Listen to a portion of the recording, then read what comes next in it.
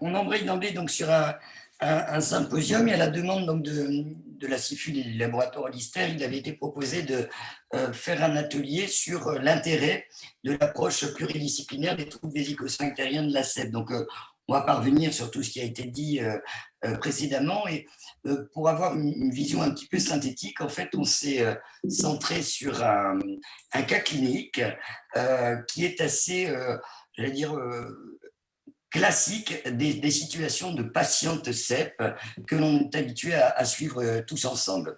Donc, il s'agit d'une dame de 23 ans qui a une CEP depuis 3 ans, qui était gênée depuis un peu plus, près de 5 ans, et qui en parlait à son médecin traitant, à son neurologue.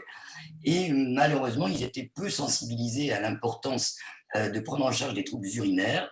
Et grâce à un changement d'équipe neurologique avec un plus jeune praticien, eh bien, il a écouté un peu différemment la patiente et dans la mesure où elle était symptomatique, lui a recommandé de consulter avec un médecin spécialisé en pelvipérinéologie. Et donc, quand vous voyez cette dame, ben, effectivement, elle est quand même bien embêtée puisque elle est limitée dans sa vie de tous les jours par une hyperactivité vésicale qui l'amène à limiter un petit peu ses sorties. Alors, fidèle aux recommandations publiées, on fait un interrogatoire, un calendrier mictionnel, une débimétrie qui confirme l'existence de cette hyperactivité isolée sans dysurie. Et donc, on prescrit un ECBU, on prévoit un bilan urodynamique et le bilan urodynamique confirme qu'il y a une hyperactivité de vessie. L'écho est normal. Donc, assez logiquement, on reste à une prise en charge, là pour le coup, par le médecin de pelvipérinéologie. On met en place le traitement de première ligne, qui reste à l'heure actuelle, même si c'est discutable, les anticholinergiques. Et on conseille à la patiente de la revoir 3 mois après, juste pour s'assurer qu'elle vide bien sa vessie et que ça fonctionne. Et c'est le cas. Donc à ce moment-là, on maintient ce traitement par anticholinergique en conseillant à la patiente un suivi annuel et on écrit aux neurologues et aux médecins généralistes qui sont ceux qui suivent le plus ces patients pour les inciter en fait à dépister systématiquement par l'interrogatoire et par la recherche de résidus la situation urinaire de la patiente au rythme de leur consultation de suivi, sans majorer le suivi de la patiente. Alors, les choses se passent bien pendant près de 2 ans. Et puis, la patiente, elle a maintenant 25 ans, elle a un souhait de grossesse. Elle va bien entendu en discuter avec son médecin neurologue qui conseille d'arrêter les traitements de fond susceptibles d'être pathologiques pour le fœtus. Et comme ça arrive malheureusement, à 3 mois de l'arrêt de son traitement de fond, il y a une aggravation du statut neurologique et du statut mictionnel.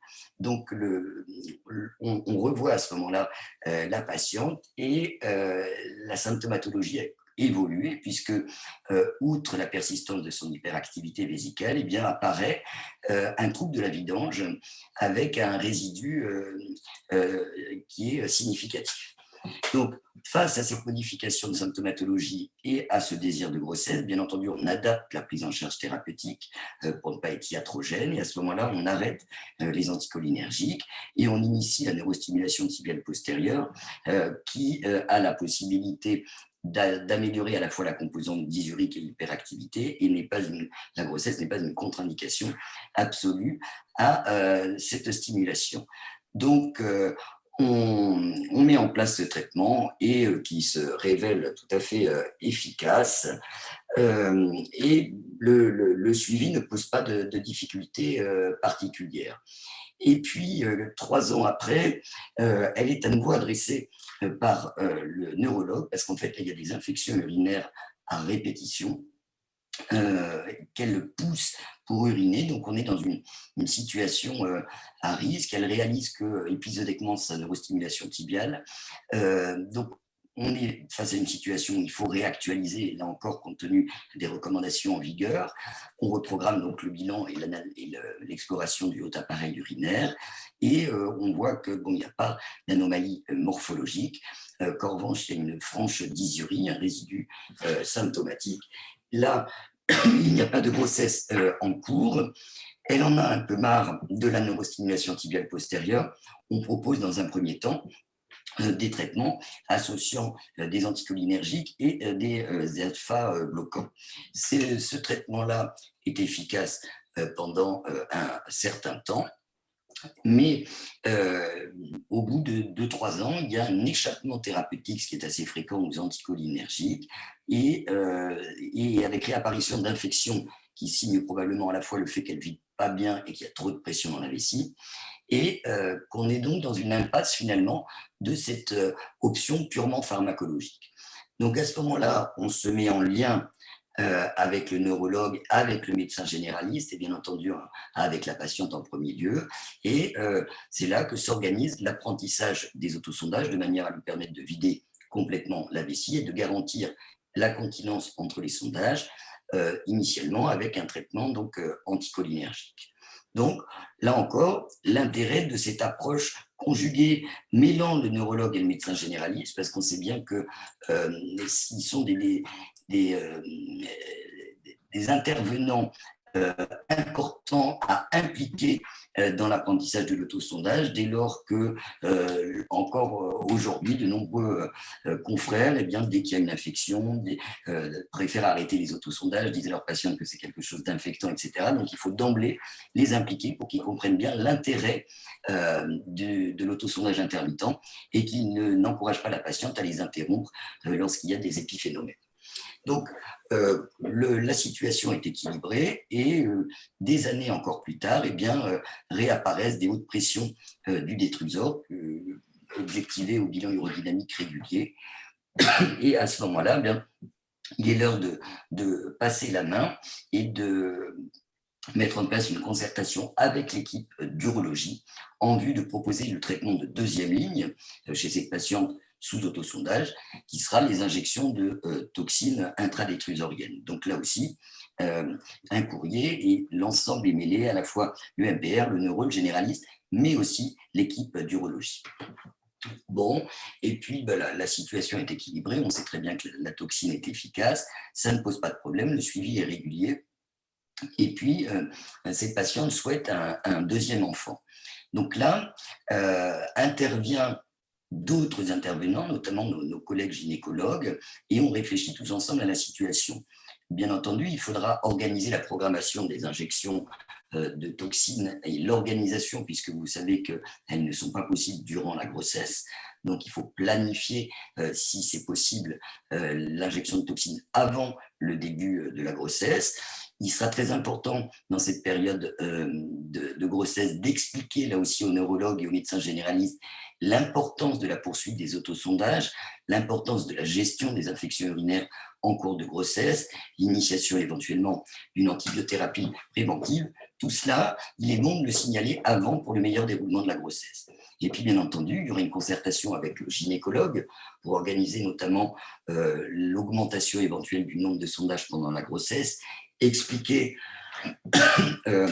que c'est important de les poursuivre même au 3e trimestre, discuter éventuellement de la pose de sondage de Meur en toute fin de grossesse si la patiente, pour des raisons de modification anatomique, ne peut pas se sonder par les voies naturelles, de réfléchir ensemble aux modalités d'accouchement et surtout de les prévenir du risque accru de rétention urinaire du postpartum chez ces patientes qui parfois ne l'ont pas exprimé parce qu'elles arrivent pour accoucher au dernier moment, et afin de ne pas les exposer à une hyperdistension vésicale.